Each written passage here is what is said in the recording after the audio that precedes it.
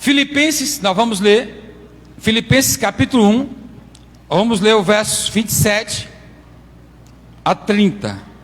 Glória, glória a Deus. Vamos ler essa tradução aí. Eu quero que vocês me ajudem, porque para quem ama a mensagem da cruz e acredita que até morrer você vai proclamar essa mensagem, você tem que estar bem atualizado na palavra. E uma delas é uma das cartas de Paulo que fala. As cartas de Paulo é para o tempo presente, é para hoje, é para esse tempo meu hoje, é para o nosso tempo. Eu gostaria que você assumisse comigo essa realidade.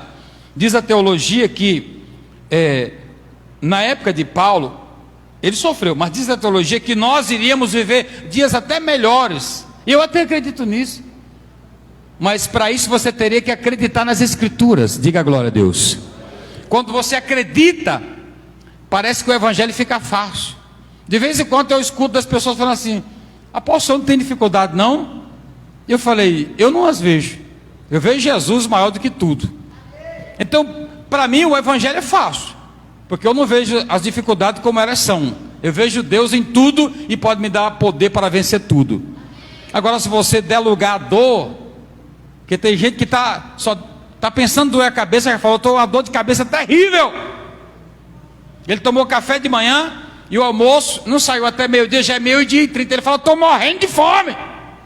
E aí ele começa a viver essas coisas, e é um perigo. Então vamos mudar isso. Vamos ler isso aqui? Vocês me ajudam, por favor? 1, 2, 3, e toda a igreja: somente digno do evangelho de Cristo, para que quer e vos quer ausente, ouça acerca de vós que permaneceis firme num só, combatendo juntamente com uma alma pela meu Deus, que coisa linda. Vamos lá. E nada estáis pelos e que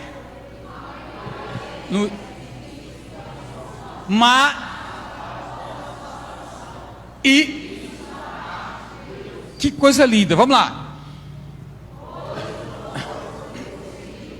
Por amor de Cristo, não, mas nem todos acreditam nessa parte, mas tudo bom. Finalizando.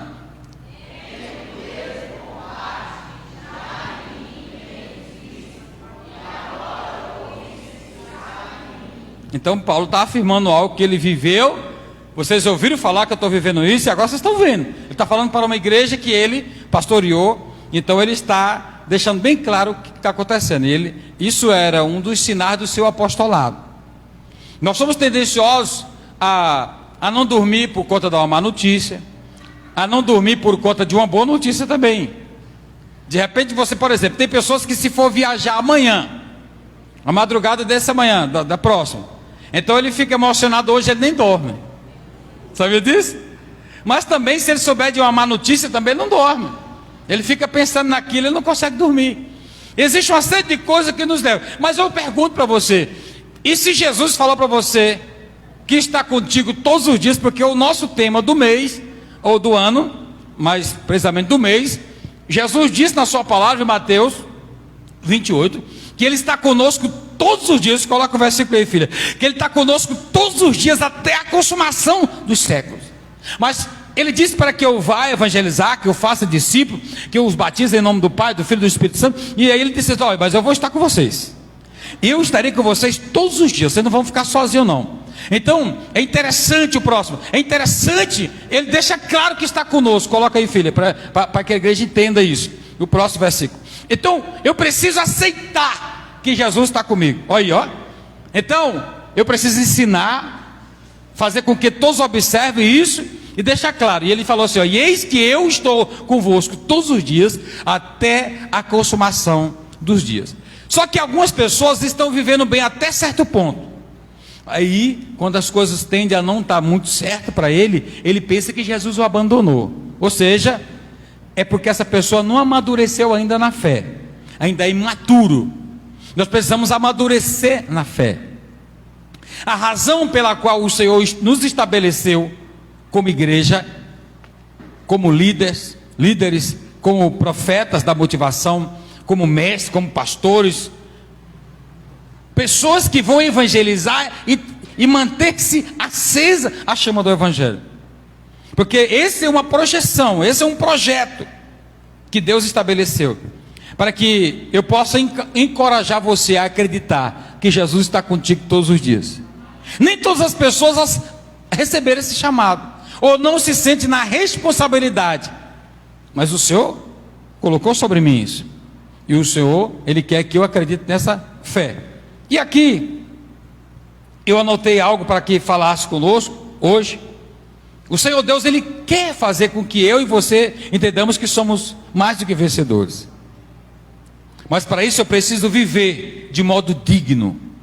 Fala comigo, eu preciso viver de modo digno do Evangelho. É muito normal você ir na rua evangelizar alguém e ele falar assim: não, meu pai, meu tio, meu padrinho, meu fulano, eles vão à igreja, meus avós, e eu conheço o evangelho, fulano, e você? Não, eu ainda estou. Você fala com as pessoas, eles já sabem um monte de coisa, já frequentaram a igreja, o pai, o parente, o amigo, a esposa, o marido, então, mas ele mesmo, às vezes, ele tem dificuldade. Então hoje, eu quero passar para vocês uma palavra, para que a igreja entenda que todos nós, principalmente que já decidimos o Evangelho, precisamos viver de um modo digno. Essa é a orientação de Paulo nesses versículos que nós lemos nessa epístola. De um modo digno. O que é mais importante? Deveis portar-vos dignamente, ou seja, digno, conforme o Evangelho de Cristo. Eu preciso me comportar na dignidade do Evangelho. Se eu digo que sou evangélico, eu não estou falando que sou gospel, mas não é simplesmente evangélico, mas no Evangelho, vivendo e pregando as boas novas. Para que eu pregue boas novas, alegres novas, eu tenho que estar de boa, né? A galerinha fala de boa, está de boa, então eu tenho que estar de boa para pregar boa. Sim ou não, gente? A Bíblia diz que eu tenho que pregar boas novas, então eu tenho que estar de boa para pregar as boas novas. Se você tiver de mal, você vai sair na rua pregando o Evangelho? Então o problema é esse que você não está pregando? Quem entendeu? Não entenderam, né? Então você não está pregando o Evangelho porque está de mal, é isso? Te peguei, não foi? Precisamos estar de boa, de bem com a vida, para poder sair de casa em casa, de rua em rua e pregar o Evangelho. Porque as pessoas precisam ouvir o Evangelho, mas da maneira digna. Estão se pregando o Evangelho por aí, que não estão falando primordialmente da salvação, está falando da cura, está falando da prosperidade, está falando da bênção sentimental, está falando de uma série de coisas, de portas abertas. Mas muitos têm se esquecido de que o enfoque primordial, a dignidade primordial é a salvação. Eu preciso que cada um entenda isso. Então, se eu fosse utilizar o tema baseado no texto autoexplicativo, seria vivendo de modo digno do Evangelho, ou o Evangelho de santidade. O futuro desse irmão aqui, que escreveu essa carta de Paulo, ele era um futuro como prisioneiro, ele tinha prisão perpétua. Você sabe o que é você viver preso e saber que você vai morrer, viver o resto da vida daquela forma? Mas ele chegou a dizer que ele estava preso só o físico, mas a palavra não estava presa, a oração não estava presa, ele não estava preso. Porque fisicamente você está preso é uma coisa, agora aqui você está preso é outra coisa. Fisicamente ele estava preso, mas a palavra de Deus não estava presa. E ele tinha a palavra de Deus e tinha como, até mesmo ele tinha algumas liberdade de escrever cartas e mandar para as pessoas, a palavra saía. Olha para mim aqui, gente. Eu vejo pessoas hoje aqui, no nosso meio aqui, nesse número de pessoas que estão aqui, eu conheço pessoas, até meus filhos, meus discípulos, tem alguns que têm o dom da oratória, eles falam aqui, pegam o microfone e falam de primeira. Tem outros que eles não falam, mas eles vão para a casa deles e lá eles mandam uma mensagem, significa que eles estão presos. Mas a palavra não. Então nós temos hoje liberdade mais do que Paulo. De repente você, pela mensagem, você se solta. É ou não é verdade? Você se solta até demais. Tem alguns que falam até demais. Tem um dedinho ligeiro. Então ele fala coisa com coisa, em vários canais sociais aí, em vários aplicativos sociais aí que ele fala. Então eu preciso que você entenda que a liberdade de viver e proclamar o Evangelho de Cristo está totalmente a nosso favor. Há uma expansão enorme, há uma liberdade e um mover da glória de Deus, que Deus deu inteligência para os homens criar várias situações para que o Evangelho chegue em toda a terra.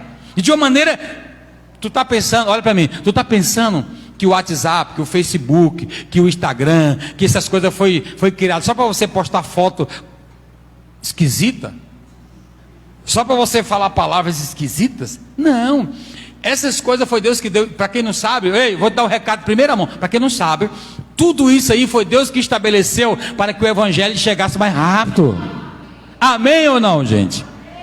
Nós temos um meio de transporte aí, o avião, que anda até 1000 km por hora, 800 km por hora, dependendo da máquina, 600, e o carro que vai a 200, 100, 200, 300, não sei quantos quilômetros por hora, mas pelo WhatsApp é bem mais rápido, pelo Facebook é bem mais rápido, pelo Instagram é bem mais rápido.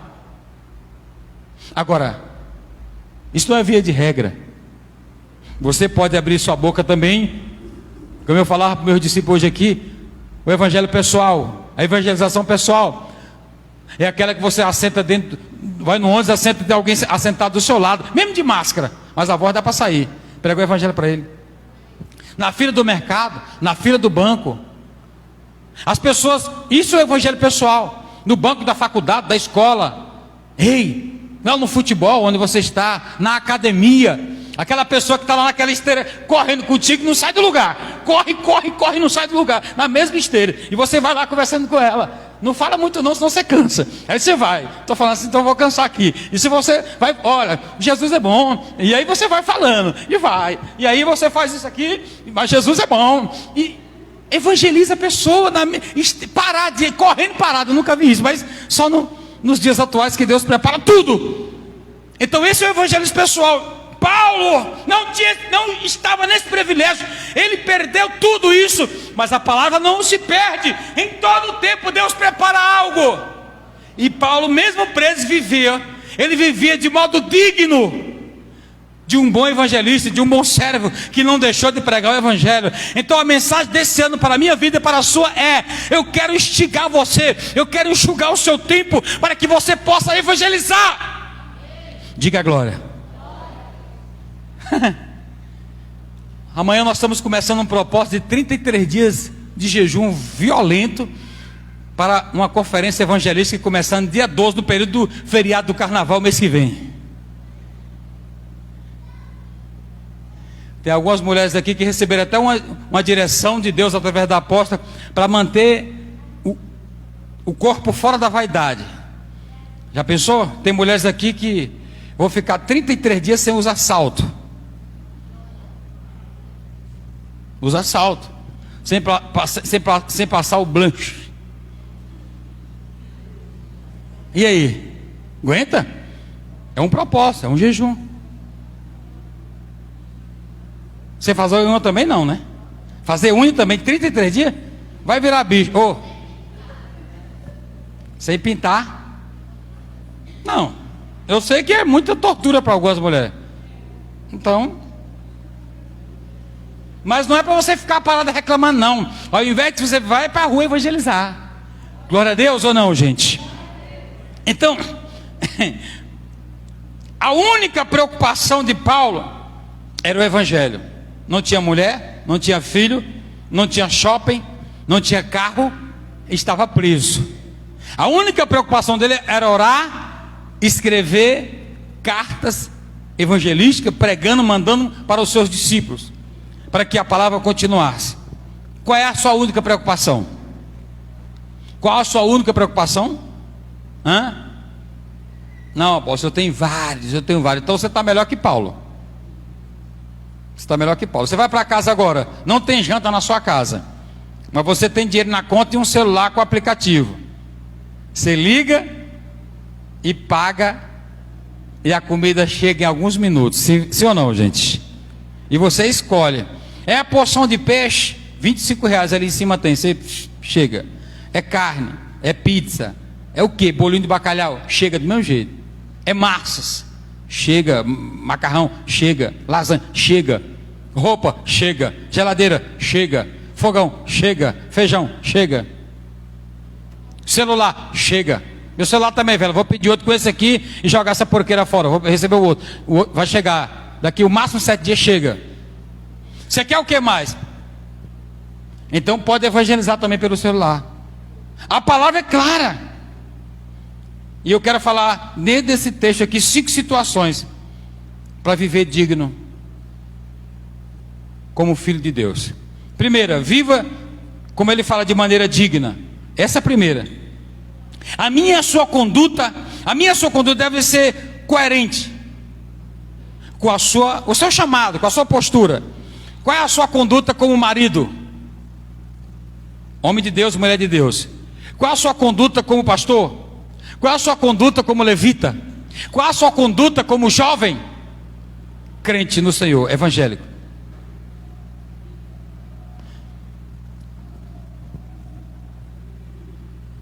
Eu estava falando por discípulos que eu cheguei na casa de alguém ali esses dias e estava tomando cerveja. E eu falei: você está tomando cerveja, rapaz? Não, mas é cerveja sem álcool, apóstolo. O que é? Não tem nada a ver não, moço. A Bíblia não vai. Aí começou a pregar para mim. Eu falei: não, para. Por favor. Por favor. Qual o interesse que eu tenho se eu for viciado da cerveja com álcool ou sem álcool lá fora, na bebida, no pecado? De eu comprar as caixinhas. Eu estava com engradado de uma caixinha de cerveja sem álcool tomando. Na maior alegria. Não, isso aqui não tem álcool não. Eu falei: e o gosto? Não, isso aí tem gosto de quê? De café? Tem gosto de quê? De suco de quê? Não, tem gosto de cerveja. Só não tem álcool. Então está onde ainda? Ainda está, ué. Ainda está. É verdade ou não é? Não, você, querendo ou não, o que é pecado então, apóstolo? A Bíblia diz que vaidade por vaidade, tudo é vaidade. Nós não estamos em questão o que é pecado, o que não é pecado. De repente está só plantado aqui. Eu mudei de religião, mas continuo ainda gostando de algumas coisas. Então, ele diz assim, que a nossa conduta deve ser coerente com o nosso chamado. E assim, não só simplesmente aqueles que servem como pastor, como profeta, como mestre, como evangelista, como levita, como cantor, como aqueles que apresentam algo na igreja, mas como marido, como esposa, como filho, como professor, como empregado, lá na sua empresa. Como é que você funciona? Lá onde você trabalha, na sua escola, você traz Jesus para a sua vida e as pessoas veem Jesus em você? Você vive dignamente? Porque você pensa que está trabalhando naquela empresa lá porque você vai ganhar dinheiro. Não, você é um funcionário lá, mas na realidade disfarçado. Você é um evangelista disfarçado de um profissional lá. Na realidade Deus te chamou para você pregar o evangelho. Você só trabalha naquela empresa, mas a função do homem espiritual, se você é espiritual, você pode ser um profissional também, mas lá você é um evangelista disfarçado de profissional. Você é um evangelista disfarçado de um vendedor.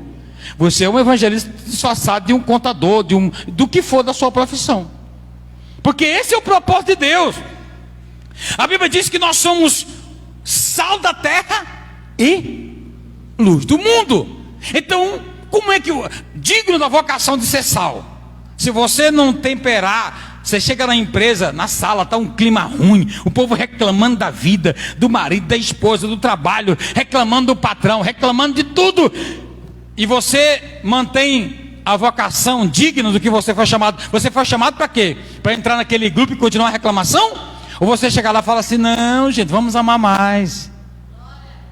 Vamos entender que isso é um momento. Vamos criar uma história diferente nessa empresa. Vamos fazer algo diferente. Vamos viver o evangelho. Jesus, aí aproveita e fala da bondade de Deus. E isso é viver de modo digno do evangelho. Aonde você estiver, a palavra é fiel. Então Paulo está falando que eu preciso me portar dessa forma. Eu preciso me portar dessa maneira. E aí às vezes nós chegamos no lugar e começamos a nos comportar igual aqueles que estão lá reclamando da vida. Vai para o hospital amanhã fazer uma consulta e está um monte de gente reclamando da saúde pública brasileira. E você, crente, homem de Deus, mulher de Deus, estava na igreja orando hoje, e aí chega lá e fica reclamando também. Não pode. pode. Porque senão as suas orações vão ser atrasadas. Senão a sua vida vai ficar no ciclo vicioso. Por isso que tem muitos crentes que dizem que é crente, está dentro da igreja 1 ano, 2 anos, 10 anos e continua do mesmo jeito. Não muda nada. Que vive uma vida reclamando de lamuriação e não vive de uma maneira digna do Evangelho. A Bíblia diz que Jesus falando em João, Evangelho de João 10:10, ele diz: olha, o diabo, o ladrão, não veio senão para matar, roubar e destruir. Mas eu vim para que vocês tenham vida e o que mais? Vida com abundância. Mas para isso você tem que ter vida digna de filho de Deus, do Evangelho. Então o inimigo está roubando. Não pode. Você não pode cair em contradição daquilo que você fala e daquilo que você vive. Você não pode, nós não podemos. Isso é uma consistência, temos que ser consistentes, perseverantes nisso. Você pode pregar sobre caráter, mas você também tem que ter o caráter daquilo que você fala. Você precisa pregar sobre o amor, mas tem que viver esse amor. Você tem que pregar sobre fidelidade e viver a fidelidade. Você tem que pregar sobre justiça e viver a justiça. Tem que falar de santidade, você pode falar por aí, mas não pense que é só hoje não. Tem que falar e viver até a volta de Jesus. Diga glória a Deus. Isso é viver dignamente o Evangelho na sua vida. Amém ou não amém? Outra coisa que eu aprendo nessa leitura aí, ele fala, ó, permaneçam firmes no Evangelho. Além de ter digno, firme. Porque tem pessoas que é digno hoje, mas amanhã não é não. Como é que é isso, apóstolo? Imagina, você recebe uma bênção. A bênção, eu vou falar de mim para não falar de vocês. Eu recebi uma bênção no início da minha fé, mas eu não sabia me controlar. Um cartão de crédito e um cheque. Aí eu comecei a abrir o coração pensando que os irmãos da igreja eram tudo santo. E os irmãos da igreja chegam, ó, me empresta o cartão, me empresta o cheque, me empresta isso. E eu fui, e folha de cheque para um, para outro, para um e para outro. No meio por fim eu não dei conta de cobrir nada mais. Porque eles, não, eu não tenho dinheiro hoje, não tenho. Aí o trem embolou tudo. Daqui a pouco eu estava com mais de 20 folhas de cheque por aí. E eu falei, e agora, Senhor, os irmãos não me ajudaram não. Perdi tudo, meu nome foi para o SPC e Serasa, fiquei, meu Deus, terrível. Aí eu quis endemoniar. Eu torci por causa do irmão A, irmão B, irmão C, e tal, e tal, e tal, e tal, e tal. Eu fiquei bem possesso. Aí fui orar, porque eu toda a vida fui de oração, de jejum. Aí fui orar, e o Senhor falou para mim assim, olha, eu entreguei para você. Eu fiquei assim, entregou para mim, tá, o Senhor me deu. Eu te dei para você.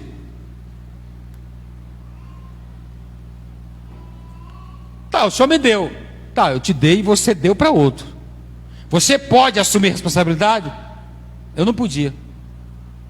Sabe quanto é que você ganha 1.000 e empresta um cheque para uma pessoa de 2.000? Não pode.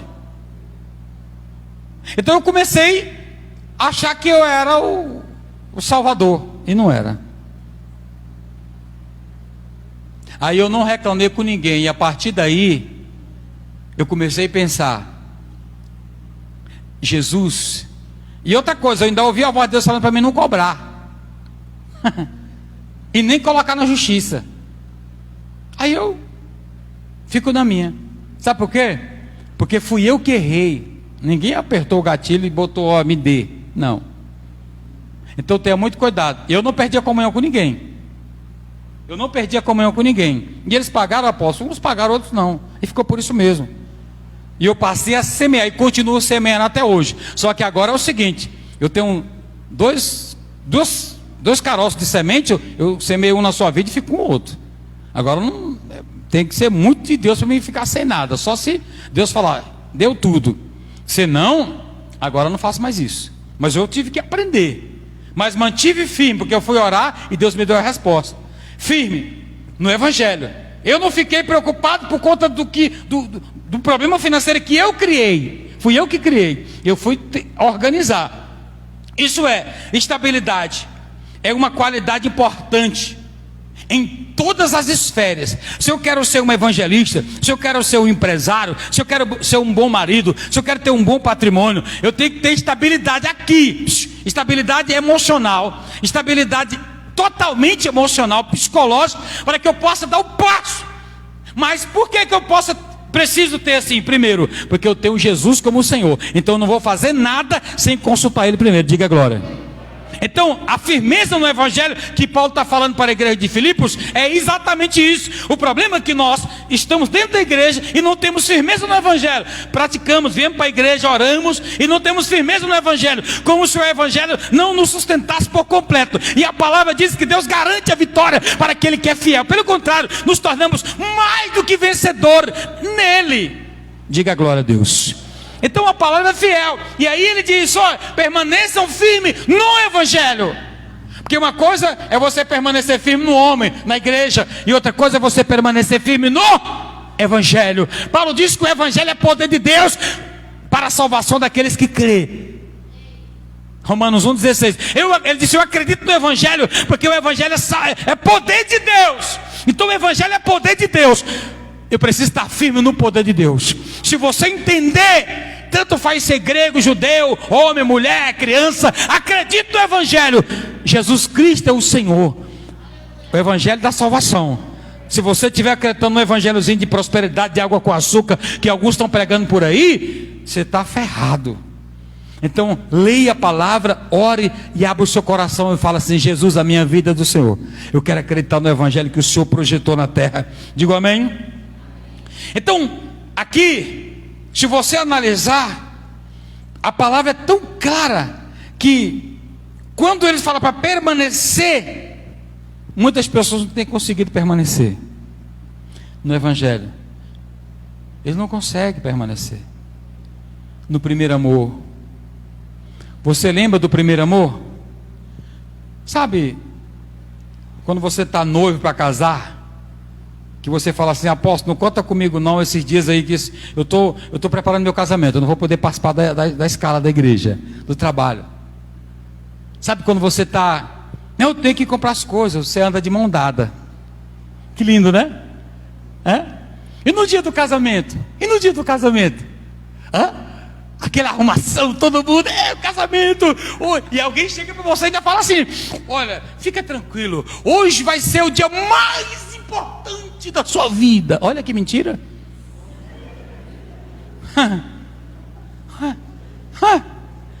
Você tem que usar assim: olha, hoje pode ser, hoje, se você se comportar fiel, isso sim. Agora, não é o dia mais importante não, gente. O dia mais importante da sua vida é quando Jesus, se você estiver no centro da vontade de Jesus. Que mentira. Quantos casais dizem: o dia mais importante da sua vida, daqui 2 anos acabou a importância, separou. Que coisa mais ridícula.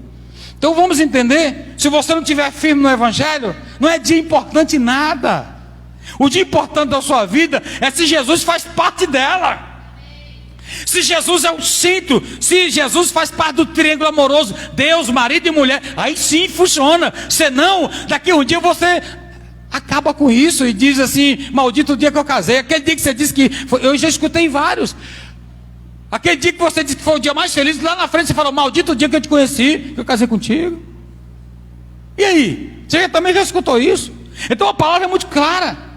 A firmeza ética, doutrinária da palavra deve ser um princípio para essa casa, para a sua fé. Não só para essa casa, mas para todos aqueles que proclamam e vivem o Evangelho. Nós não podemos aceitar ter uma vida cristã desnorteada, sem futuro,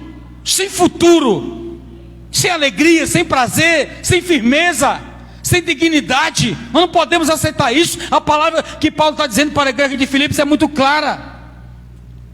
Ei, nós estamos vivendo uma época de liberalismo. Eu notei alguns nomes aqui que você já sabe. Eu notei. Nós estamos vivendo uma época de liberalismo, misticismo, paganismo, sincretismo. Mas eu preciso pregar o Evangelho verdadeiro. Eu preciso aceitar. Ainda tem como fazer a coisa mudar. Ainda tem jeito para a humanidade. A palavra de Deus é clara. Nós podemos nos levantar como vencedores pela palavra, pelo amor a Deus da palavra. Ainda tem jeito para a humanidade. Ainda tem jeito. O homem precisa só conhecer Jesus. O homem só precisa conhecer Jesus. Jesus é bom, Ele pode mudar, Ele pode trabalhar na sua vida. Você talvez está preocupado porque a pessoa está terrivelmente endemoniada, mas alguém chegou com a filha terrivelmente endemoniada e perguntou para Jesus o que ele poderia fazer, e ele nem deu ligança em princípio, até mesmo para testar o coração dessa pessoa, mas ela perseverou. Ele disse: não é bom pegar o pão dos filhos e lançar os cachorrinhos, mas ela perseverou, dizendo: Senhor, os cachorrinhos também comem da migalha que cai da mesa dos seus donos. E aí o milagre aconteceu. Um negócio que nós estamos meio que prepotentes, a falta de firmeza nos deixa duro por dentro. E aí nós queremos demonstrar para as pessoas uma coisa que não somos. Ei, precisamos evangelizar. Mas lá em casa é muito difícil, meu apóstolo. Eu estava ensinando para a igreja hoje aqui, para os filhos, para os responsáveis pela igreja comigo. Em Marcos capítulo de número 5, aliás 6, fala a história de Jesus, quando ele entra no meio da sua família e começa a evangelizar. E eles repreenderam, falaram: não, isso aí eu conheço. No versículo 4 e 5, ele disse que não teria muito tanta honra, profeta de casa, da sua cidade, da sua pátria. E ele não curou muita gente. Mas no capítulo 5 ele disse que não fez tantos milagres. Ei, olha para mim. Ele teve, irmão César, que colocar a mão na cabeça de cada um. Aqueles que ele curou, só que ele colocou a mão na cabeça. E não podia fazer ali nenhum milagre, a não ser curar alguns poucos enfermos. Fazendo o quê? Para curar algumas pessoas, o próprio Jesus teve que colocar a mão na cabeça, Nivaldo Barbosa. Você sabe o que é você falar para a pessoa? E tem pessoas por aí que valoriza a palavra que você fala e fala assim: não, Deus está na vida daquele homem e tal, ele é uma bênção. E outros: tô nem aí. E aí, Jesus, para curar alguém, ele teve que colocar a mão na cabeça. Eu estou te falando de Jesus Cristo. Imagine João Rodrigues. Jesus teve que colocar a mão na cabeça de alguns para poder curar. Imagine como é que estava a situação. E aí é porque eu pego essa palavra, porque tem algumas pessoas da igreja, tem alguns irmãos da igreja que falam assim: não, apóstolo, porque lá em casa é muito difícil, profeta de casa não tem honra. Eu não vejo isso desse jeito, não. Não pode não ter honra na fala. Então bota a mão na cabeça e profetiza a cura, profetiza o milagre, faz cumprir a palavra de Deus, faz cumprir o projeto de Deus, porque o Senhor vai fazer a diferença. Diga amém. Firmeza na doutrina que você, e ética na palavra doutrinária, no gotejar de Deus, na revelação que você escuta aqui. Ou você não escuta? Você está aqui e não está ouvindo a palavra. Porque de repente você está aqui, Isaías diz: quem deu crédito à minha pregação? Você vai estar aqui mesmo? Terceira coisa que eu anotei nesses versículos aí: lutem pela fé. Olha só, lutem pela fé do Evangelho. Uma coisa é você lutar pela fé de conquistar um carro, luta pela fé de casar, luta pela fé de uma viagem e divide em 10 vezes, luta pela fé de ter um carro de 20, 60 vezes, luta e paga, luta pela fé de construir a casa, paga, luta pela fé e paga. Mas na hora de lutar pela fé de evangelizar, de fazer a vontade de Deus, não consigo, é difícil, é complicado, para com isso. Vamos lutar pela fé. Vamos fazer com que a forma da combinação, mesmo que seja apologética, mesmo que seja a intenção inicial, não devemos apenas proclamar o Evangelho, mas também defendê-lo. Diga glória a Jesus. Porque às vezes, olha para mim, às vezes você até fala do Evangelho, mas não defende. E a apóstola até citou o exemplo do Anderson aqui hoje, que defende algo, apesar que não é tão certo, mas tudo bem, essa parte. Viu, irmão César? Ele está lá em casa, foi lá, está lá me ajudando em alguma coisa lá, e aí, Rebeca, Esther, me dá uma água. Aí ele foi beber água, aí a Rebeca veio com um copão do Flamengo que tem lá em casa, um copo ungido que tem lá. Ele falou, não, esse copo aí eu não tomo água não. Não, olha, esse aqui é um copo, tem água dentro, só tem um símbolo aqui do Flamengo. Por favor, troca isso aí para mim. Rebeca, não, você vai tomar água. Disse, não, então eu vou ficar com sede. Ele é São Paulino. Ele falou que não toma nem água no copo do Flamengo. Aí meu irmão estava citando aqui hoje pela manhã a firmeza da defesa que ele tem pelo time dele. Agora eu quero que ele tenha essa firmeza. Ei, é para defender o Evangelho. Defenda o Evangelho com essa certeza. Aplauda o Evangelho. Glorifica a Deus pelo Evangelho que foi plantado na terra e você está aqui hoje vivo. Então vamos defender, não só proclamar, não só falar, mas vamos defender o Evangelho. Vamos espiritualizar a palavra que é dita, a palavra do Evangelho. Vamos pregar o Evangelho com essa certeza de defesa. Lute por esse Evangelho.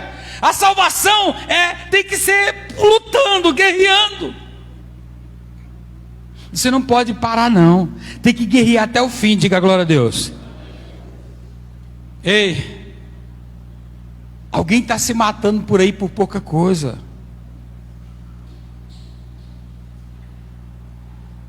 Essa semana eu me deparei por uma situação triste. Eu estava num local aqui na cidade, e de longe, conversando com outro rapaz, o cara parou num carro assim, o outro, ei, para aí. Aí o cara encostou na porta do carro assim. Você vai me pagar o dinheiro hoje? Não posso te pagar, não sei o quê. De novo, toda vez que você está me enrolando, eu escutando aquela conversa, e aquilo foi me... Eu comecei a interceder, eu falei, está repreendido qualquer armação do Satanás aí. E o cara cobrando o outro, e o outro falou, não vou poder te pagar. Beleza. Aí o cara veio, passou na nossa frente assim, e falou assim, espera da sexta-feira, eu não posso que eu tenho compromisso, mas na outra sexta eu vou acender umas velas para você. Aí falou, sei o seu nome completo, eu vou acender umas velas pretas e vou ver se teu santo é forte. Eu escutei isso, eu falei, rapaz, para aí, que negócio de acender vela preta, rapaz? Que negócio é esse? Não quero conversar não quero conversar com você não, é aquele cara lá. E não me deu o convite, saiu, foi embora mesmo. Falou que na sexta-feira próxima, não era nessa de ontem, essa semana não, na outra, ia acender umas 3 velinhas, mais algumas coisinhas que ele falou lá, que não vale a pena mencionar, e ia acender e falar, eu não quero saber mais nem o que ele me deve, eu vou fazer ele sofrer. Ele deve ter alguma conexão com Satanás, ele sabe o que está fazendo. Ei, se você não tem Jesus, fica atento. Se você tem Jesus, pode chutar qualquer laço, pode chutar em nome de Jesus, que não dá nada. Se você tem a defesa do Evangelho ativada na sua vida. Se não, o Satanás está fazendo gato e sapato de alguns aí, está destruindo. Tem alguns irmãos dentro da igreja que é produto do meio. Tem dia que está alegre, tem outros dias que está triste, não tem firmeza. Então isso não pode acontecer permanente, você tem que mudar, aceitar a mudança através do Evangelho. Temos que viver e temos esse conteúdo de vitória. Lutem pelo Evangelho, defenda o Evangelho, ame, defenda o Evangelho, na rua, no trem, no trabalho, por onde você passar, defenda o Evangelho, diga glória a Deus. Se você não entendeu ainda, entrega a tua vida para Jesus, aceita o Evangelho, aceite Jesus através da palavra, deixa Deus trabalhar na sua vida. Não seja simplesmente um religioso, defenda o Evangelho. Outra coisa que eu aprendo aqui, nesse mesmo 27 aí, o quarto passo para nós trabalhar no fechamento, só mais um. Trabalhe junto pelo Evangelho. Ele fala aqui claramente, Paulo, ele conclama os cristãos de Filipe, permaneçam firmes num espírito, lutando unânime pela fé. Permanecer firme, lutando. Olha para mim. Você pode permanecer firme, dormindo. Pode permanecer firme falando mal dos outros. Pode permanecer firme reclamando. De vez em quando você encontra uma galera reclamando da mesma coisa. Tem uns 3 reclamando da política e outro chega e continua reclamando. É aquele firme, aquele grupo firme. Tem um grupo firme reclamando do futebol, reclamando do desemprego, reclamando do comércio. Cadê aquele grupo firme que começa a defender e proclamar o evangelho? Firme. Alguém está tentando desistir, você chega para ele: não desiste não. Não desiste. Trabalhem junto pelo evangelho, trabalhando firme. Apóstolo, como é que eu faço para me fazer isso? Para me aceitar viver essa forma? O evangelho, gente, que muitos pensam que é só mudar de roupa, botar um paletó, uma gravata, ou um vestidão, uma calça, sei lá, ou mudar de religião. Não é não. É muito mais do que isso. O evangelho é você negar a si mesmo. O evangelho é você amar os seus inimigos e orar por aqueles que te perseguem. O evangelho é você, alguém está te jogando pedra, e quando ele joga a pedra, bate em você, ela cai no chão, você sobe em cima dela, e aquelas pedras vai viver no alicerce para você ficar mais firme e até mais alto. O evangelho para você é isso, é poder de Deus, mas só é poder de Deus para a salvação de quem aceita esse projeto. Para quem não aceita, é normal, coisa normal. Então nós precisamos mudar isso. Obviamente que o apóstolo ele defende a unidade, mas através do preço que ele pagava. Ele defende a unidade para aqueles que pagam o preço. Se você não paga o preço de viver em santidade, você não vai defender a unidade. Você vai dizer assim: há um por si e Deus por todos. Se você defende o evangelho pelo amor e o preço que você paga, você ama as pessoas, mesmo ela não querendo, mesmo ela falando mal de você, você vai defender o amor, a unidade, a justiça, a paz. Quem está comigo, diga glória. Então eu preciso que vocês decidam amar dessa forma, trabalhando junto pelo evangelho. Porque é muito simples. Você vem para a igreja hoje: olha, apóstolo, eu não quero muito compromisso não. O negócio de, não, eu não quero isso não. Eu quero só vir aqui, quero só minha salvação, vou para casa. Por isso que Jesus fala assim: olha, João, ora, porque a seara é grande e muito, bem pouquinho são os ceifeiros. Ora para que entre mais ceifeiro para cuidar. Ore mais, porque a seara é grande, poucos são os obreiros que para trabalhar. Amém ou não amém? Então comece a pensar nisso, comece a analisar isso, entenda que é assim. As pessoas não estão querendo trabalhar, pelo contrário, eles querem que Paulo Guedes e o nosso presidente liberem mais R$1.000, pelo menos mais 6 meses do auxílio emergencial. Até quando vai ficar esse negócio de emergencial? Trabalhar não, esse presidente tem que liberar mais dinheiro para mim. Tá bom demais. As pessoas não estão querendo empreender, lutar, inventar, criar. Não, lutar, trabalhar junto, para que o evangelho seja pregado, para que as vidas sejam salvas. Diga glória a Deus. Vamos entender isso, vamos aceitar isso. Eu me lembro que eu tive agora lá na casa do meu pai, lá no Piauí, agora no Natal, com meus irmãos, com minhas irmãs, filhos, sobrinho, todos, a parentela. E nos reunimos, e outrora tinha cerveja, tinha cachaça, tinha tudo. E era uma festa que tinha tristeza. E nós fizemos uma festa familiar, sorrimos. Um goza do outro, fala que está gordo, que está magro, que está cabelo grande, cabelo pequeno, está isso, está aquilo. Olha como é que eu era daqui anos atrás. Olha, aí fica aquela conversa ali, mas aquela coisa santa de família. Como é que é as reuniões da sua família? Todo mundo serve a Deus? Ou tem uma escola? Ou tem uma raiva? Como é que é? Como é que é as festinhas da família, dos parentes? Você tem que chegar lá e lutar pela salvação. Você tem que chegar lá de peito aberto e falando: Jesus Cristo é o Senhor. Se ele não quiser muita coisa, mas primeiro você, antes do almoço ou da janta, você pede para dar uma palavra só. E aí você fala do amor de Deus, faz uma oração E eles vão entender quem você é. É assim que é o Evangelho. Aproveite a oportunidade. Isso é trabalhar junto pelo Evangelho. Isso é lutar em defesa do Evangelho. Isso é pregar o Evangelho. Isso é evangelizar. Diga glória a Deus. Vamos manter isso.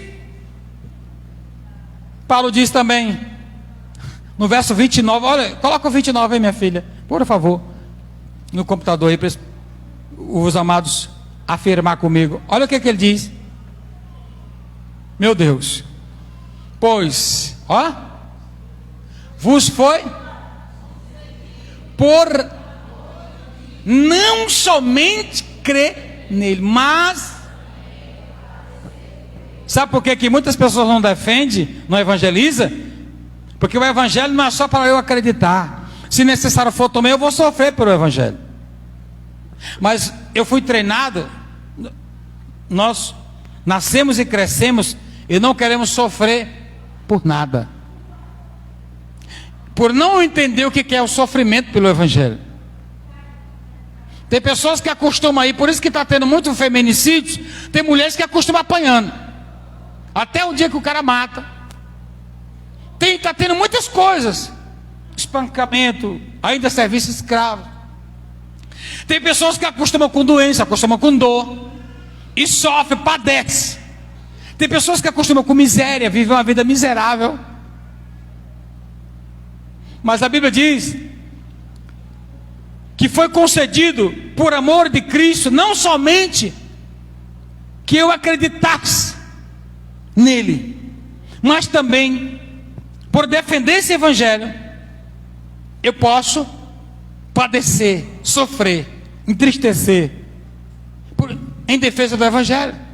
Nem todos os dias da minha vida vai estar, não, mas por amor ao Evangelho vale a pena. E ainda te digo mais, em Apocalipse diz que o número de mortos por amor ao Evangelho ainda não foi riscado ainda não. Ou seja, então pode ser eu, pode ser você, por amor ao Evangelho podemos padecer ainda. Se você aceitar, então apóstolo, então pior ainda, agora que eu não vou mesmo. Ei, Jesus deixa claro isso. Você esteja pronto a sofrer pelo Evangelho, não só a prosperidade do Evangelho, não só a riqueza que o Evangelho pode promover para você. Esteja pronto, se necessário for, padecer também pelo Evangelho. Porque muitos de nós estamos preparados só para as benfeitorias. É muito fácil. É muito fácil assim. É muito fácil pastorear só pessoas agradáveis. Mas você precisa trabalhar para todos. Diga glória a Deus. Hã? É assim que funciona.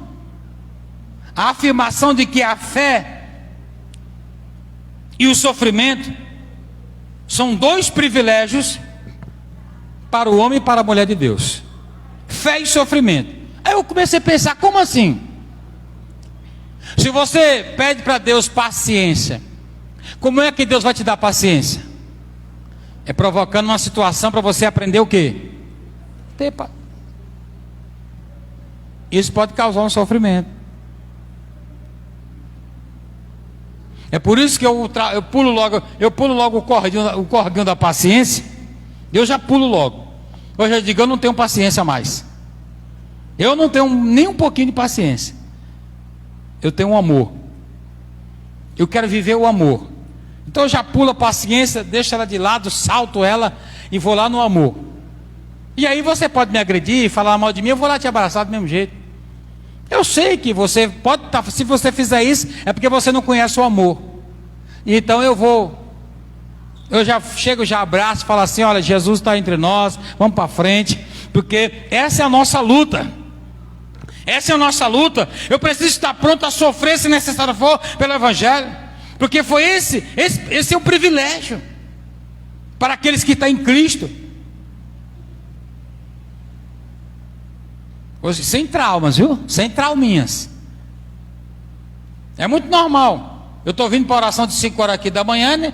Eu sou arriscado a sofrer um assalto. Sim ou não? Sim, ué. Mas da mesma forma eu posso estar indo para a parada de ônibus para ir para o trabalho 5 horas da manhã e ser assaltado também. Eu vou deixar de trabalhar por causa disso? Vou deixar de trabalhar? Eu fui assaltado e eu agora não vou mais 5 horas da manhã, eu vou parar. Você para? Mas tem gente que às vezes está vindo para a igreja e foi assaltado, ele para. Isso acontece. E aí você vai culpar o evangelho. Você vai culpar e ainda culpa o apóstolo. O apóstolo fez um propósito aí de orar às 5 horas da manhã. Eu fui inventar de obedecer a ele, ó, fui assaltado, tá vendo aí, ó? Isso pode acontecer. Então, eu gostaria que vocês entendessem que aqui os Filipos, esse testemunho da perseguição, Paulo ele começa falando no evangelho, aqui na carta, ele diz assim, olha, uns pregam por amor, outros por ciúme, outros por inveja, mas de que importa? Importa que o evangelho seja pregado. Uns pregam acrescentando as minhas próprias dores, minhas cadeias. O que o Senhor Jesus ele quer é que o evangelho seja pregado. Sabe, aquelas pessoas estão pregando talvez até por inveja, mas você pode acreditar que o Senhor Jesus é que arrebanha o seu povo. Ele arrebanha o seu povo. Você conhece alguém que já foi criado sem pai e sem mãe no orfanato? Já conhece? Já ouviu falar de alguém? Você conhece alguém que foi criado sem pai e sem mãe, foi criado com a avó? Você conhece alguém? Ah, podia ter morrido, né? Você conhece alguém que foi criado na rua e hoje está aí? Então, quem cuida? É o Senhor. Salmo 27 10 diz, se o meu pai e a minha mãe me desamparar, o Senhor me acolherá. Então eu preciso acreditar no evangelho, porque é poder de Deus. E Deus cuida. Ele cuida. É Ele que cuida. Porque o evangelho é poder. Então a salvação é isso aí. O negócio é porque às vezes nós queremos, em primeiro lugar, o casamento, em primeiro lugar o dinheiro, em primeiro lugar o trabalho, em primeiro lugar isso, e Deus vai ficar em quinto lugar. Não, se der tempo, Deus. Eu tenho que conquistar minha vida primeiro, tenho que passar no concurso, tenho que estudar, eu tenho que cumprir algumas coisas primeiro. Depois que eu me estabilizar, aí o apóstolo vai ter um obreiro bom para trabalhar com ele. Mas eu tenho que comprar minha casa, construir, casar, esperar uns 5 anos, depois ter um filho. E aí, eu tenho que me estabilizar primeiro, depois eu vou aceitar o trabalho lá na igreja. Mas aquele negócio de ficar sendo cobrado, não nasci para isso não. É porque você pensa que é cobrado por mim, não é. Se você andar direitinho, pelo contrário,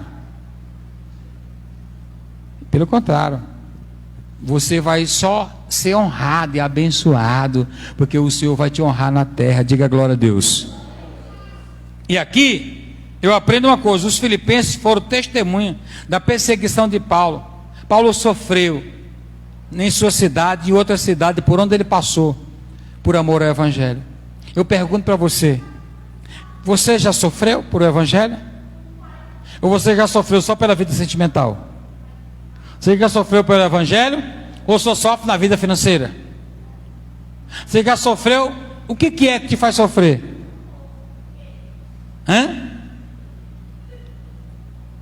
Mateus 11, 28. Fica de pé no seu lugar.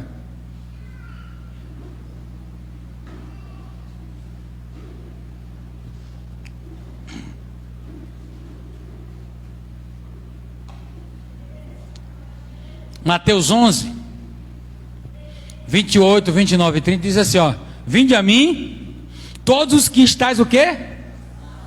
E oprimidos, e eu vos... 29.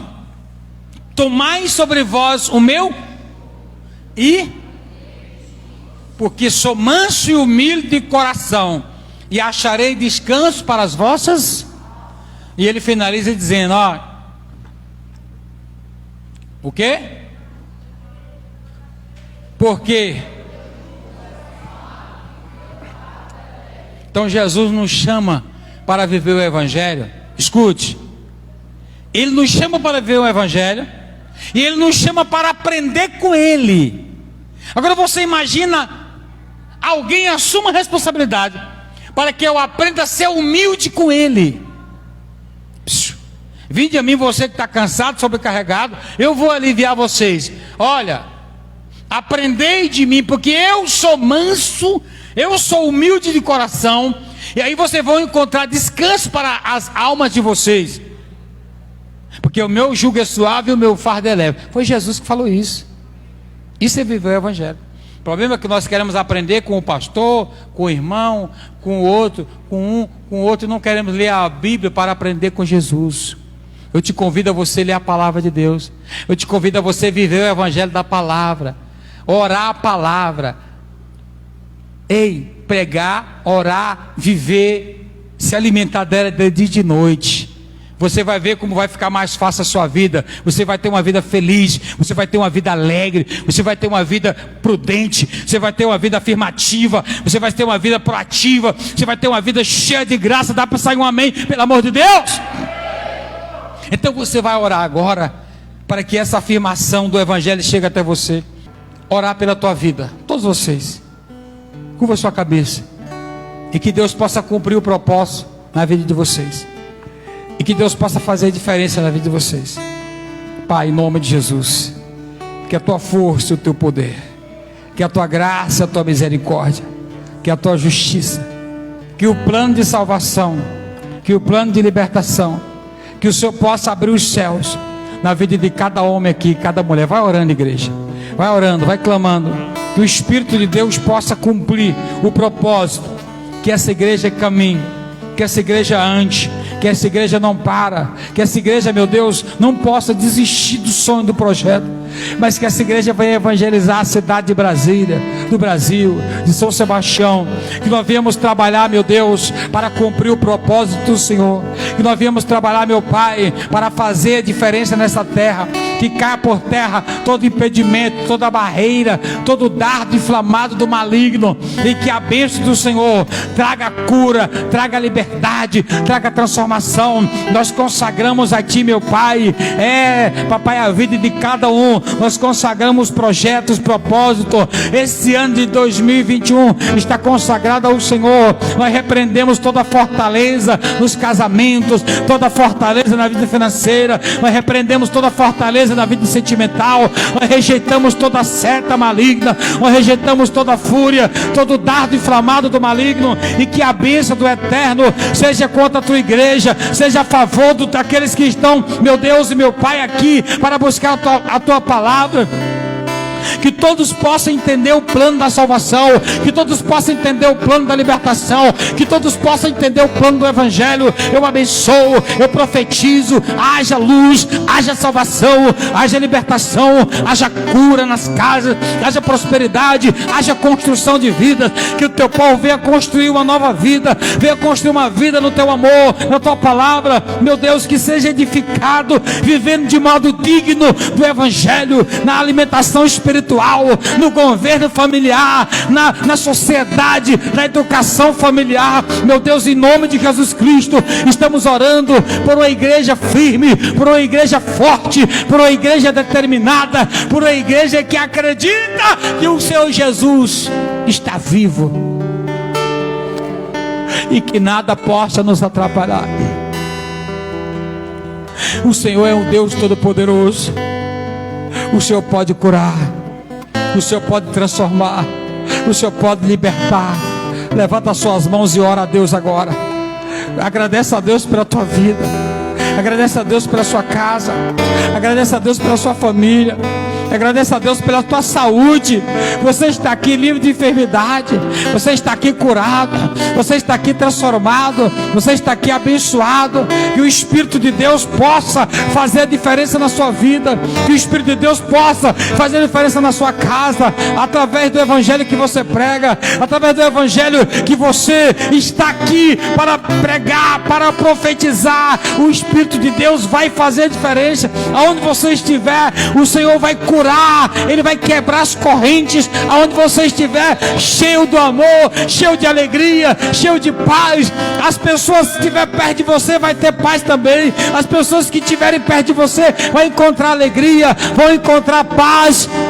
porque você tem alegria, você tem a paz. Aceite viver da maneira digna do Evangelho, dignidade do Evangelho, não simplesmente vindo para a igreja. O Senhor Deus usou a boca de Davi, e Davi disse: eu fui jovem e agora estou sendo velho, mas eu nunca vi um justo desamparado e nem a sua descendência mendigar o pão. Vamos viver de maneira digna do Evangelho, através da palavra. Que o Espírito do Senhor possa entrar e trabalhar no seu coração. Eu te abençoo, eu abençoo a tua casa, eu abençoo a tua família, eu abençoo a tua empresa, eu abençoo o teu trabalho, eu abençoo a tua vida em nome de Jesus Cristo.